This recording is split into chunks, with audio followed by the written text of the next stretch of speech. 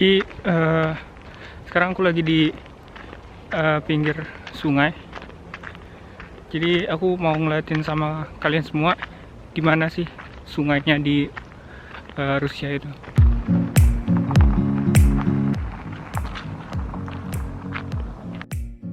Sungai ini dekat dari asramaku itu. Ke sini.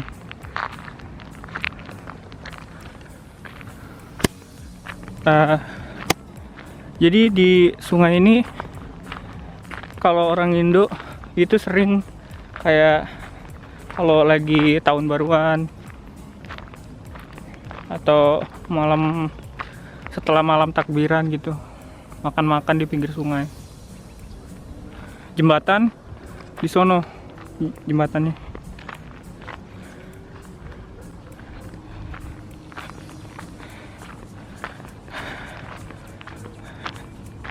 Ini masih pakai masker karena sebenarnya peraturan di Rusia tuh udah nggak lagi karantina mandiri, tapi dianjurkan buat orang-orang itu masih tetap menerapkan protokol selama pandemi COVID-19 ini masih berlanjut gitu, kayak social distancing sama tetap pakai masker. Tuh orang duduk-duduk. Kalau aku sendiri selama pandemi COVID-19 ini ada, kami belajar jarak jauh ya. Bahasanya Rusianya distansiannya обучение. Praktis kalau belajar dari jarak jauh itu feel rasa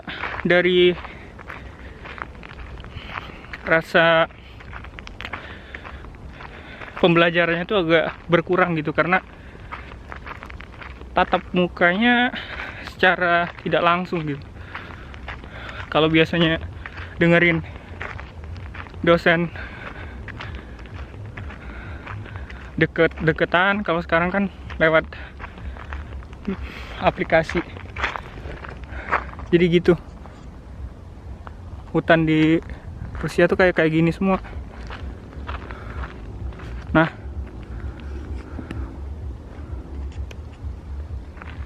baca bangunan-bangunan di Rusia. Jadi ini suasana di dekat asrama kami tinggal, di asrama Tom State University. Masih sangat asri. Lingkungan daerah aliran sungainya juga memang terjaga dengan baik, karena mereka di sini nggak boleh sembarangan bikin bangunan di pinggir kali. Kalau bikin bangunan kayak gini, kayak rumah-rumah kecil gini, izinnya ketat gitu.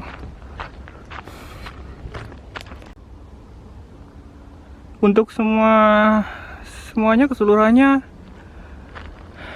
terjaga sangat baik, walaupun Tomsk ini kalau jaraknya dari Moskow itu jauh banget. Sekilas kalau secara visual tampilan sungai Tomsk ini hampir mirip dengan sungai Ob, karena dulu aku tinggalnya di Barnaul. Nah, kalau di Barnaul itu sungainya sungai Ob, kalau di sini sungainya namanya sungai Tomsk.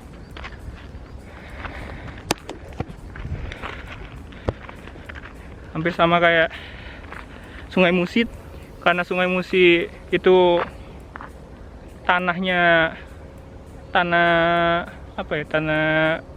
liat gitu, jadi warnanya kuning. Kalau di sini enggak. Tapi ya begitulah, sama aja. Cuman bedanya kalau di Sungai Musi itu masih banyak pemukiman warga yang bener-bener di pinggiran sungai. Kalau di sini mereka boleh di pinggiran sungai, tapi hukumnya, peraturannya ketat banget gitu.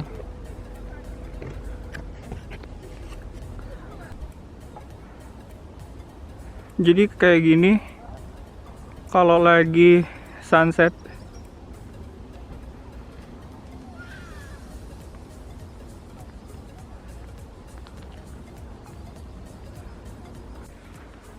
Jadi sepanjang kota-kota di Siberia itu dialiri SUTED ya, listrik tegangan tinggi. Untuk informasi teman-teman semua, juga di Rusia selama aku tinggal di sini itu nggak pernah mati lampu, nggak tahu kenapa. Banyak yang nongkrong-nongkrong di sini. Kalau bicara soal rasisme di Rusia selama aku tinggal di sini udah 2 tahun, itu nggak pernah sedikit pun mengalami perlakuan rasis atau didiskriminasi. Malahan orang-orang asing itu di Rusia kayak semacam kayak di Indonesia, sama gitu, dihormati gitu. Walaupun ada beberapa orang asli gitu yang karena beda budaya gitu kan, budaya di sini itu nggak kayak Indonesia yang banyak basa-basi gitu. Kalau di sini tuh to the point. Kalau mereka suka ya ngomong suka, kalau nggak suka ya langsung gitu ngomong nggak suka. Kami juga kalau lagi musim panas, ya sebulan atau 2 bulan lagi gitu, anak-anak Indo itu sering mancing.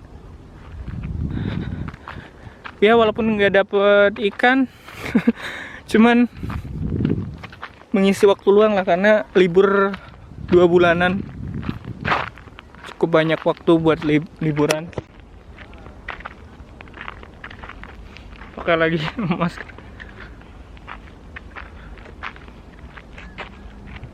Jadi di sini kalau kalian ngedengar orang Rusia nggak suka senyum gitu kan, ya sebenarnya mereka yang nggak suka senyum tuh kalau bener-bener orang asing gitu.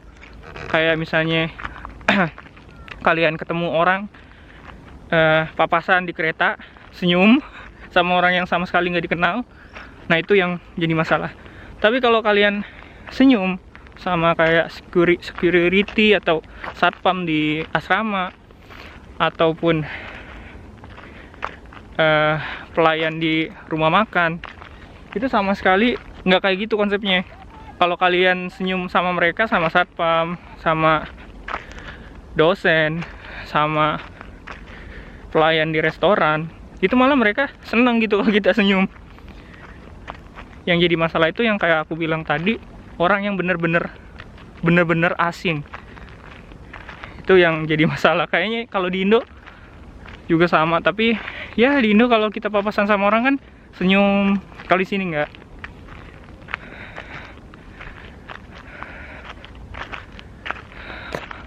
Sama orang Rusia itu punya kebiasaan, mereka itu ada rumah musim panas, namanya dacha.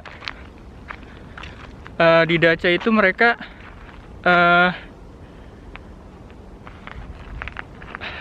liburan sama keluarga, temen di dacha.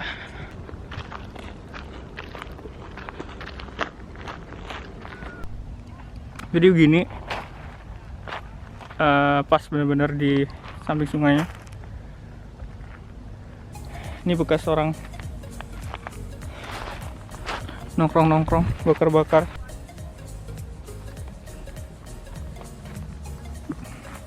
Biasanya di sini banyak burung puyuh.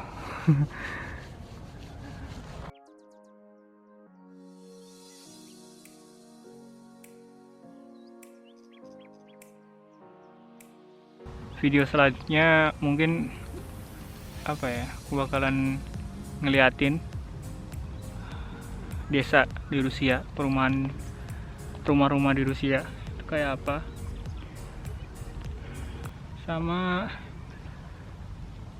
bakalan keliling-keliling kampus walaupun sekarang masih ditutup karena corona.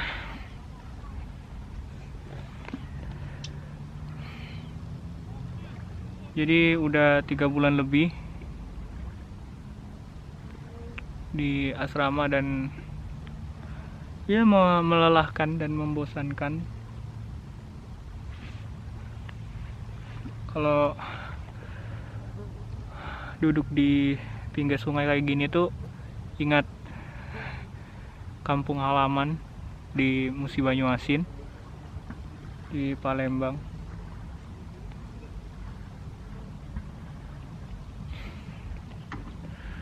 Apalagi ya buat teman-teman kalau pengen berkuliah di Rusia, aku saranin buat kalian semua bener-bener kalau pengen kuliah di manapun itu niatnya ya emang kuliah gitu, nggak buat yang lain. Karena kalau niatnya bukan buat belajar atau buat yang lain, karena ekspektasi kalian itu terlalu tinggi, maka munculnya kalau nggak sesuai realita, kalian bakalan setengah hati ngejalaninnya. Tapi kalau kalian emang niat dari awal buat belajar, ya pasti akan merasakan kenikmatan belajar di luar negeri.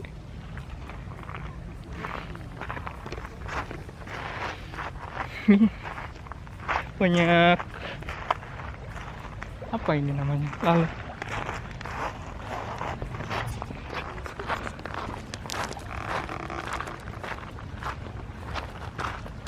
banyak orang Rusia juga.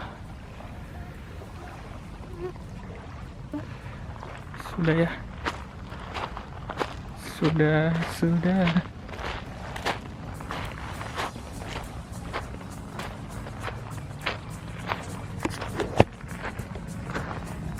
Jadi di vlog kali ini informasinya tidak terlalu banyak karena saya bingung mau ngapain di sini.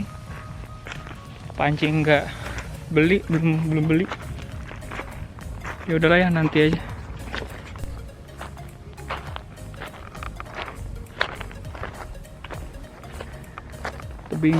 Naik tebing.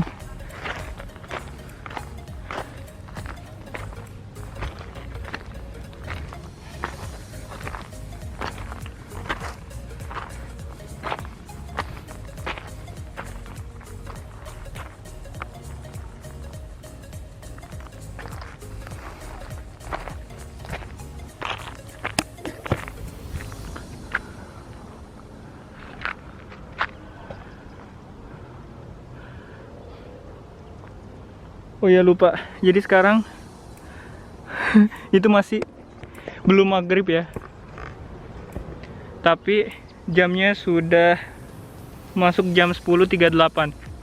Sekarang udah jam 10.38, jadi bentar lagi jam 11, tapi masih suasana sore hari.